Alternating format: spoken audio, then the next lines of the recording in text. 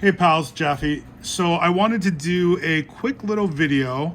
I say quick, this is probably gonna end up being a 5-minute video, but I want to do a quick little video on lighting for cards, okay? Because it seems like there's a big interest in moving towards light boxes, and light boxes are just quite honestly one of the worst purchases that you can make for $40 just due to the nature of them, the learning curve, and just all kinds of stuff. Right.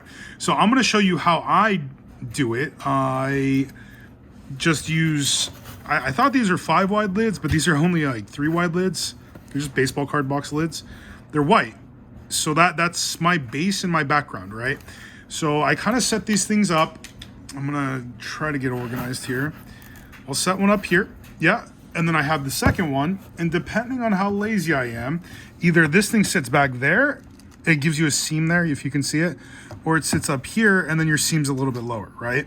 So I'm gonna set it back here today. I have a little counterweight. This is really fancy. It's a box of cards. So then my back stays up now, okay? So I'm gonna move my camera a little bit just so you can see the full setup. Okay, so that's that. Really simple. Yeah, just 2 pieces of cardboard that are white. Then we have our card stand. It goes there. And then we have our card. Today we're using this fine sir. And there we go. Okay. So now you're sitting here going, okay, it's dark. Like, this is not a well-lit situation. This is a living room. It's not good. My dog's about to play with a dog toy here, but we're going to do it because that's just how we roll. So this is what a light box gives you, okay? These are the little LED lights that I'm gonna show you in a second that I love to death, but this is what a light box gives you. It is directional top-down lighting. Sound familiar?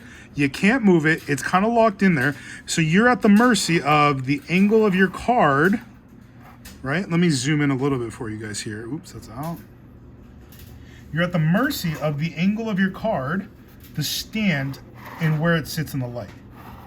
So you can kind of see this top down, it's not too bad. Like, we can live with this, right? You see all these shadows and it's just dark and just dimly lit. It's not good. It's just not good enough for someone like Matt Strong. We got to do better for him. So let's work on that a little bit. These are 2 lights that I like very much. The one that I was just using, it's on Amazon. You can look that up. I think it's $19.99. Shipped, so not too bad. There's the front of it. This little guy on the bottom is called a hot shoe mount. It's not hot, but it's just, yeah. And then the bottom has a little stud mount that you could, in theory, use like a little tripod like this if you wanted to. Yeah, and you can't see it on here because this is screwed on, but yeah, cool. So you have this one, and then this guy's a little bit bigger. There's that brand. I get nothing from this recommending this to you. I bought both of these. Okay. And this one's a little bit bigger form factor. So the nice thing about these shoe mounts is that you could, in theory, you know, mount them to each other. If you can see that here, we screw them together and boom. Now you have 2 lights that are manipulated by one hand. So that's nice. Oops, I just turned this on you. So the difference between the lights. I'm gonna leave this like this so you can kind of see what's going on. Yeah. I guess you can't see it, it's too bright there. There's a bunch of little LEDs in here. It has a frosted front. The reason I like this light, so you have a power control, so you can kind of see that in the background here. Yeah. And then you also have what's called a temperature, a color temperature control. So if you can see that, I change it. The camera's gonna automatically adjust, but if I go quick enough, that's warm, that's cold. Warm, cold. And this really just helps if you're shooting with an additional light of some type, like a room light, and you can help balance out your colors so that you don't have an orange Oompa Loompa looking card when you have a colder light in your room or vice versa. You don't have a Smurf looking card when you have a warmer light. Good? Good. So, throw this on the middle.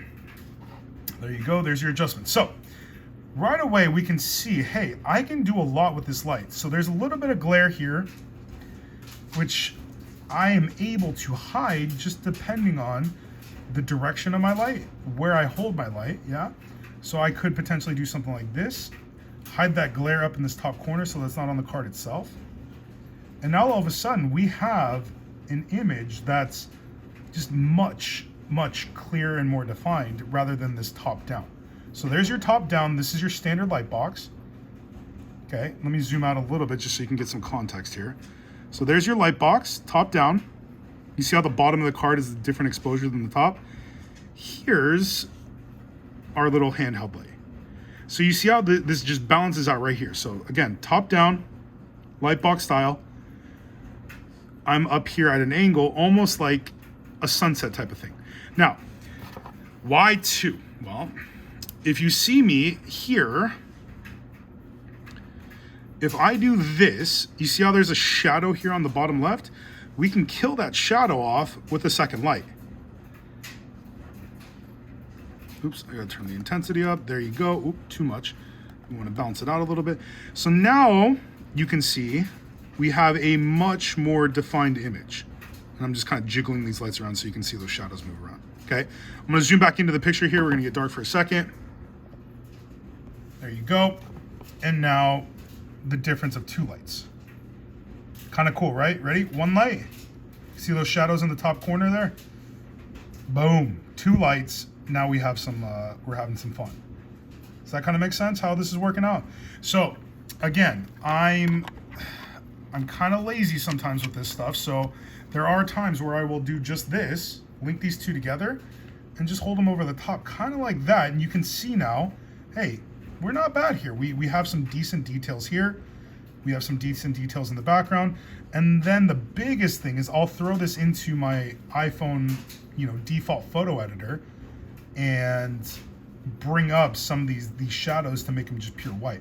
So again, I'm being a little bit lazy here because I have the seam, but for a 3 wide box, this image right here with a minor little toning to it with some brightness and contrast adjustments is going to be much better than your standard top down light box.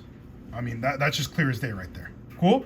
So if you have any questions, you're obviously watching this video based on my Twitter channel, which is @YoJaffe. Feel free, please shoot me a message, DM. What am I looking for? How do I do this?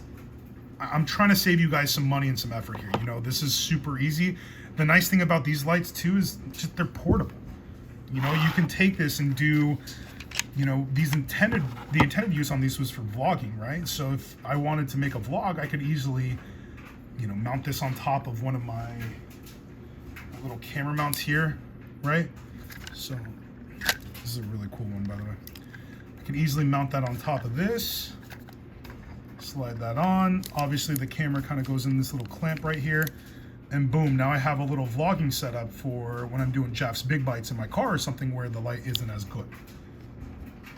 Cool. All right, that's my little quick 8-minute video, not quick at all, on basic light box without having to buy one. There you go. Take care, guys.